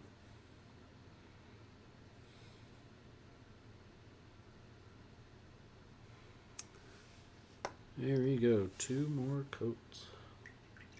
Well, not 2 coats. 1 more coat. So I guess that brings up to 3 for the green stuff.